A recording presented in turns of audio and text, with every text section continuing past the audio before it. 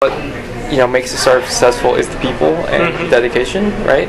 And the commitment that you have, and so you just want to make sure that that exists from the very beginning, and that you continue to nurture it and foster it, and do all the right things in terms of incentivizing people, giving people equity in the company, so that remains the case. I think, I don't know. I think it's hard to. I guess my personal take is that as an entrepreneur, the most important thing you can do is to surround yourself with the right people. And you want to empower, pick the right people, the smart people, the talented people, and then give them both a lot of freedom and also responsibility to, maximize what they're doing. So. Cool, great. How long were you at Google? About 7 years. Okay, so I want to ask you, they're obviously very successful, one of the largest companies in the world. What's something that you feel like Google does well that entrepreneurs can apply to be successful?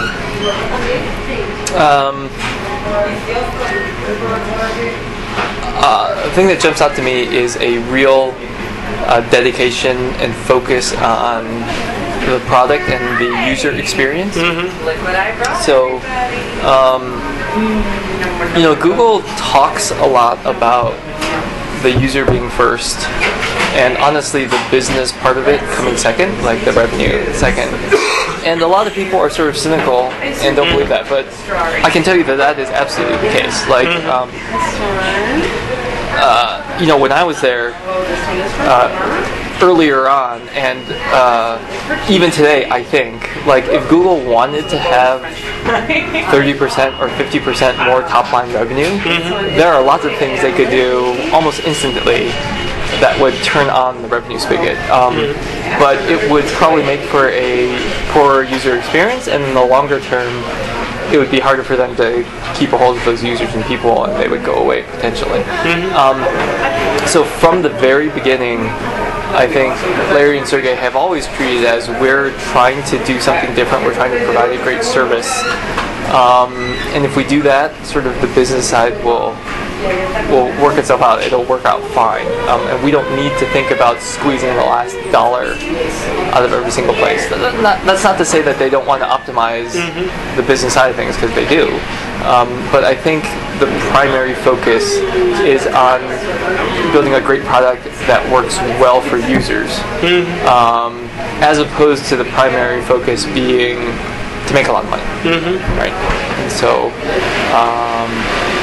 and I think that Google search, just to be specific, was in the beginning the best search out there by far, and that's why they got their user base. And you can make lots of arguments now about how others may have caught up in many ways in certain areas of search, and that may be true in certain areas, but I think they've built such loyalty and brand equity in the integrity of the company and their focus on user experience that, people still love Google Search.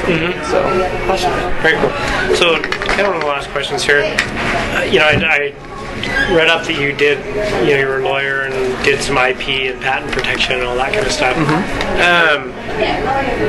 So why, maybe talk about why that's important for entrepreneurs and how they can kind of do that right when they're starting a company. Because I think that's sometimes something that gets maybe not thought about as much when you're starting a company. So maybe kind of address that a little bit.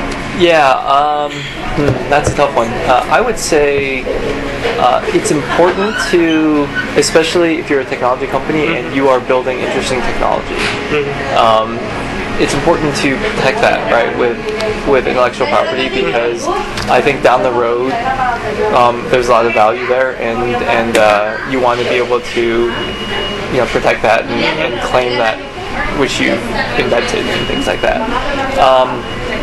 But actually, on the other hand, I would say that intellectual property is pretty far down the list in terms of things that will make you successful.